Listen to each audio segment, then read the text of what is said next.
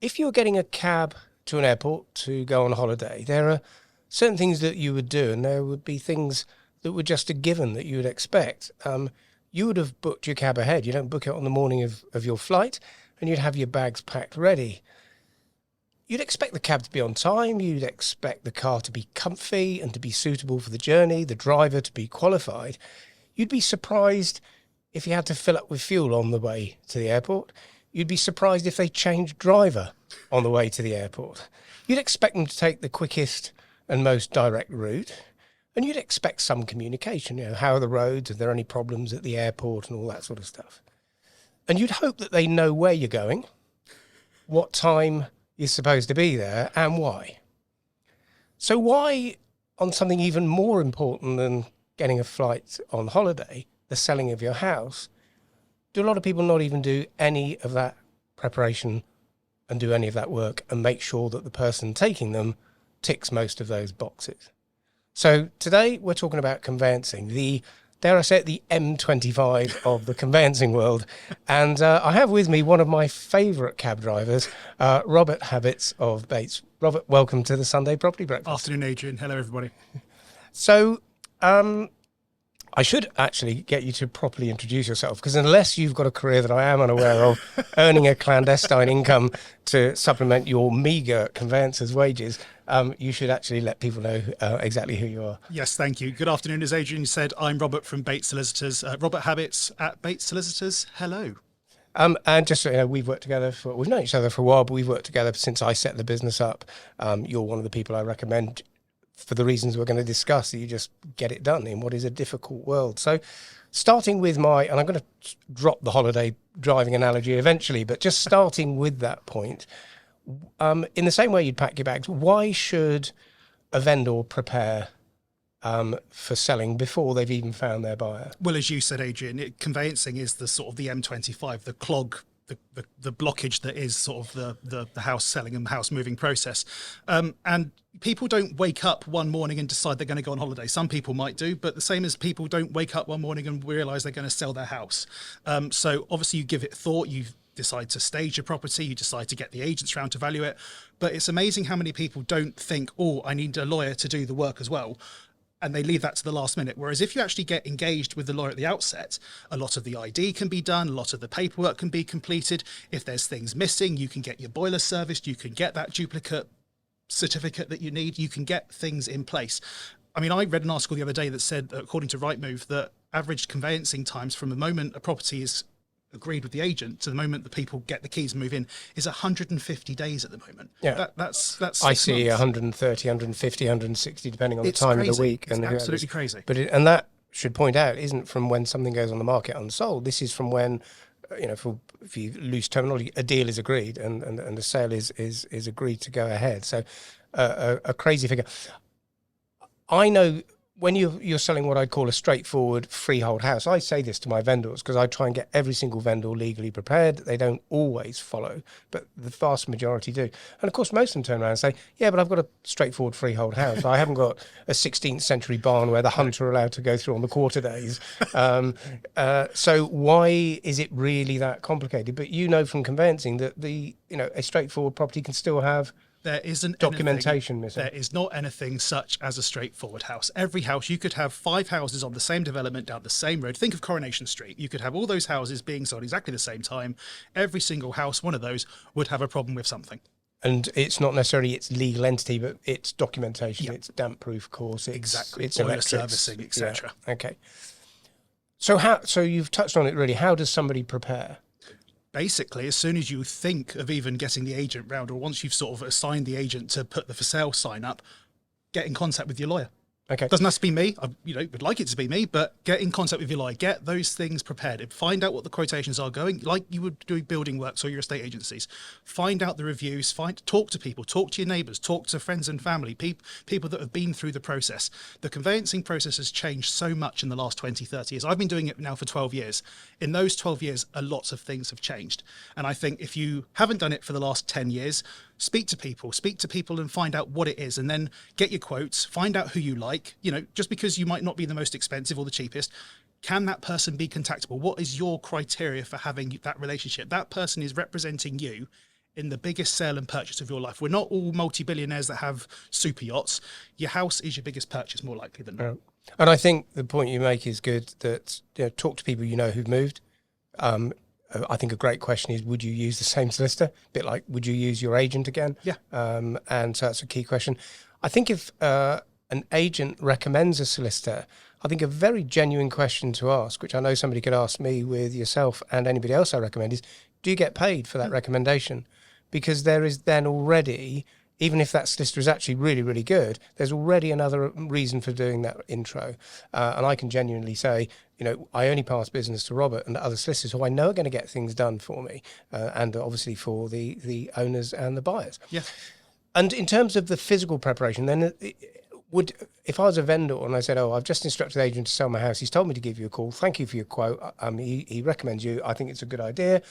Presumably you just say to them, what do I need? What do you need from me to sell my house? Exactly. So I would then open the matter up on the case management system that most conveyancers will have. And then as the seller, we would send you all the various property information forms, which are bundles of documentation prepared by the Law Society, tick box forms, also the terms of business from the individual lawyer, the client care letter setting out the fees and explaining who we are and what we're doing, and basically send that to you saying, there it is, you complete that, get it back to us when you're ready. How much time, I know there's no such thing as an average, but how much time would that save compared to somebody who says, agent's been marketing my house, we've now found a buyer, I want to instruct you, Robert, what do you need from me to sell my house? I would say you would be saved, if you did that before the memorandum of sale was agreed and things like that and the offer was agreed, you'd be saving yourself about 2 weeks. The other thing I would add to that is what you do with that delay is not only lose 2 weeks, but you lose all the momentum. So you've tried to encourage somebody to make an offer, an acceptable offer, and be in a position to buy that house. And you've concluded that on a Monday afternoon. What you want is for that contract to be going out on the Wednesday, Thursday. Absolutely. I'm not expecting it to go out on the Tuesday morning. No. We all have other commitments to do, but you'd expect it to go the Wednesday, the Thursday. Not 2 weeks later. That buyer has lost all the impetus, we wouldn't put pressure on people. We'd say to if you're going to buy this, be serious about it. And we try and get our buyers to buy professionally. For a month or two, they are buying that house as part of their job and part of their life. If the contract hasn't come out 2 weeks, you've lost all of that momentum. So exactly. I mean, I've had 2 weeks and then you lose momentum in the sale. I've had cases recently where I've been waiting for contract papers to come in and the mortgage offers arrived beforehand. So the lender's actually gone round and valued the property before anybody's actually sent me any paperwork. Yeah. Crazy. Yeah. So we've got the preparation done. We've talked about this. Every agent and conveyancer has talked about this for the last 3 years. And we've said, the conveyancing system is rubbish, partly because of its antiquity, but also because, it's post-COVID and there's, 1.5 million sales in a year rather than the normal million, 1.1. The resources are low because people are off with COVID and people have left the industry. We've now got a situation where volume levels are actually a little bit below normal, but they're not much below what a normal would be of around £1 million sales a year. And we've got no great absenteeism through COVID. So those excuses have gone, and yet I don't see any change in the speed with your typical conveyance. Why do you think that is, Mr. Conveyancing Oracle? If I had the answer to that, I would not be sitting here. I think it's, as you said, the system is antiquated, and it's the system that we've got. There's not a lot that can be done to change it. We are a very paper-based and very heavy process-driven procedure. However, having said that, I mean, you've mentioned staff shortages because of COVID, people being off long-term sick, etc. There has actually been an article produced by the Law Society recently that said that in the last 20 to 30 years, there are 50% less available conveyancers now than there were this time 30 years ago. Wow. So yes, you might not have the same amount of volume of matters going through, but you've got less staff there to do it. So if you say on average there could be 5 million house sales a year, and there were 300,000 conveyancers to do that work, obviously do the maths. Now you've got 5 million a year and there's only 150,000 conveyancers. And I think your industry suffers from the same problems in the estate agency industry, that there are, and agents work in different ways to be the best agent they can. and we work in a more personal, less transactional business. But there are some very good agents who are very transactional, and they charge what I would say is a proper fee for a proper service. But there are other agents who will remain nameless, who charge a very low fee because there is a perception that, well, you just bung it on the portals and it sells. We all know there's an awful lot more to it than that. Oh, that it was that simple. And I think the same issue is within conveyancing, that there is a feeling that most houses are straightforward. They aren't 16th century barns in the middle of the country with easements and rights of way, and therefore a conveyance can be done cheap. And I think your industry has suffered that you're a proper solicitors firm, modernised, but you're a proper firm charging what I'd call as a proper fee for considering what you are buying for somebody, their most important asset. And yet you're countered by people doing it online for £90 plus VAT. Yeah, and I know there are often quite add-ons and things add-ons, like that, exactly. But it's still, and I think your industry is affected by that. And I think as a result of that, you are paid less. Yes, both as individuals. But you don't tell me what you're paid. I think you're paid less than your counterpart would have been 30, 40 years ago. Oh, easily, yeah. Pro rata. There has been a race to the bottom, and that needs to change. The service has suffered because of that, and that is one of the other problems as well. Yeah, and I would advocate this from my side of the story, that you get what you pay for with your agent. You absolutely get what you pay for with your conveyancer. So we're not going to solve that problem overnight, although we will talk later about a maybe over a drink behind the bar. Yes. While we're recording this, you may be watching this on catch up at some way down the line when you realise what gems we talk about. But I'm right in the middle of Stoptober right now, and I cannot believe that Jack has put us behind a bar. Thanks a lot for that one, Jack. I'll pay you later, Jack. Yeah. Brilliant. So, given all the problems you have in trying to keep this mechanism moving and quick, what's the best way for a client, once they've instructed you and they've given you all your paperwork and the wheels have started rolling, what is the best way for them to deal with you and to communicate with you? I pride myself on giving my clients decent and effective communication. And that doesn't mean you're going to hear from me every day, every other day, but it does mean that when you hear from me, there is some news. I'm not one of those lawyers that sits there, writes an email one day, "Dear Mr. Jones, nothing to report, be in contact next week." And then a couple of days later, "Dear Mr. Jones, still nothing to report." That wastes time. It doesn't do anything, and it just annoys people. The best way for somebody to get in contact with me is to either email, telephone, not WhatsApp, because obviously we don't have work mobiles and we don't like to give personal numbers out, but communication is so key, and to be on top of things and to be aware of what the situation is. So it might not just be the client that I speak to, it'll be the estate agent, it will be the surveyor, it might be an agent further up or down the chain. Communication is so vital, and I find that if you're one of those lawyers that doesn't communicate with anybody, or one of those agents that doesn't communicate with anybody, people get so annoyed because it's a stressful process. I've been through it myself. It's horrible when you don't know what's going on, but if you let one person know, as long as that information remains accurate and gets filtered through, everybody's happy. And presumably, not just communication, but also an expectation of when something might change. Yeah. So I'm waiting for such and such.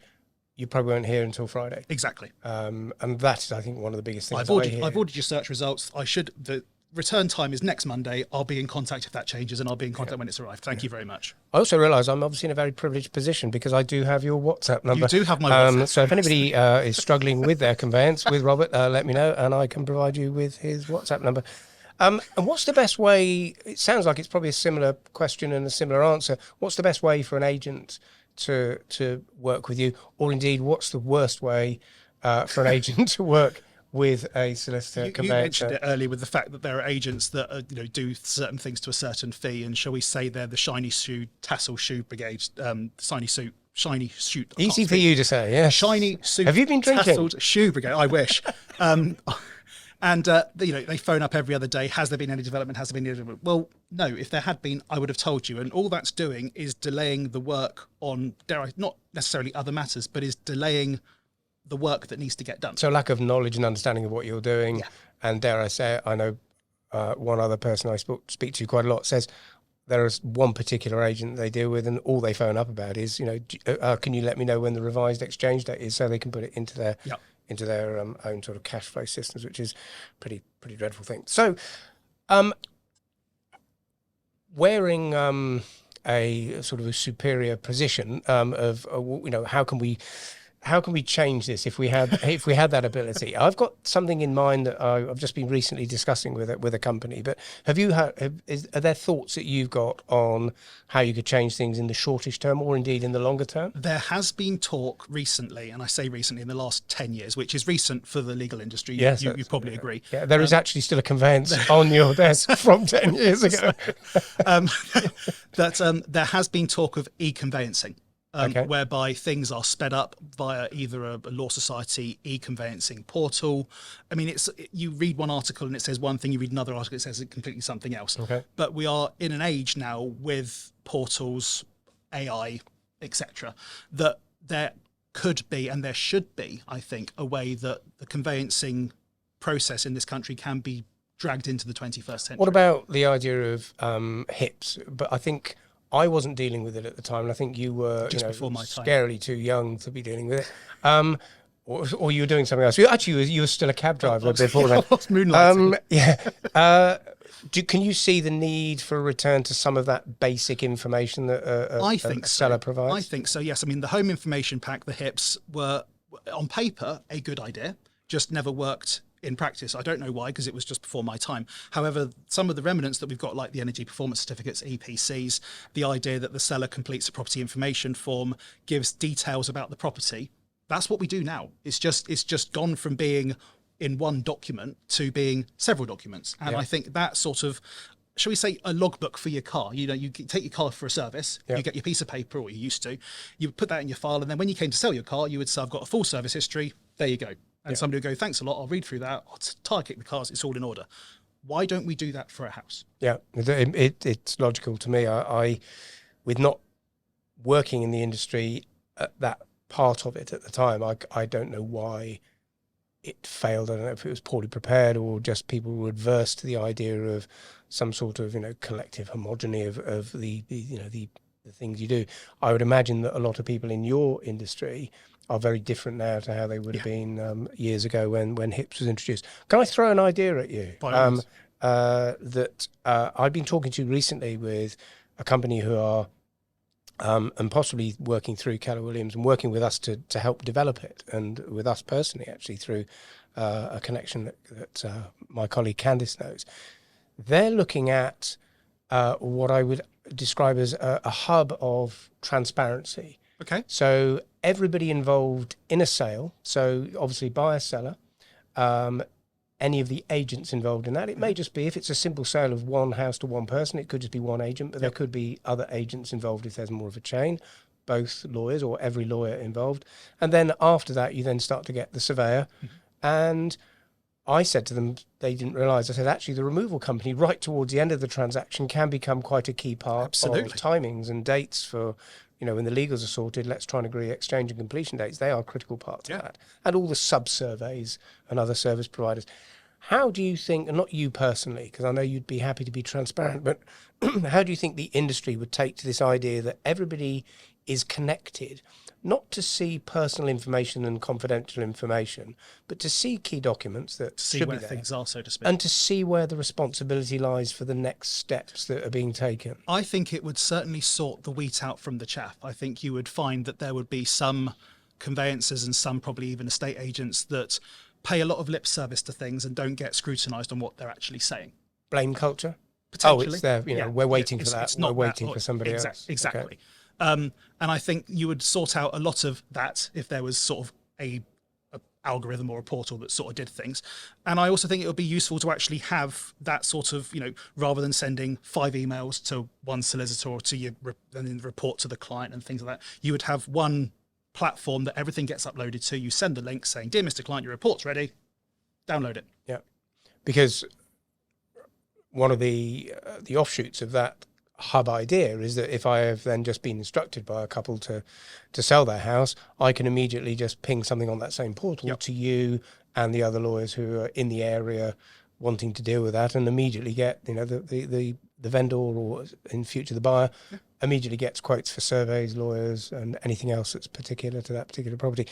I think that is, from a techie point of view, don't know how long that's going to take. They tell me they are only a few months away from having something that could be workable. I think they would need to get a volume of business quite quickly for it to be a really workable solution. But I think you're absolutely right. If anybody wants to be accountable and transparent, if you don't want to be, well, you shouldn't be in the industry, or you shouldn't be working for people if you're not able to provide a service and you're hiding behind things. Yeah.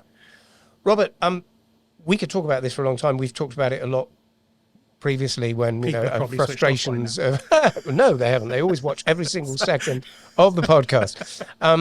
Thank you for that. It's really useful insight. I think whether it be right at the beginning, getting yourself prepared, how to talk to you, how to get the best out of all the people involved in the process, and hopefully a future that will make this system just a little bit more efficient and more effective.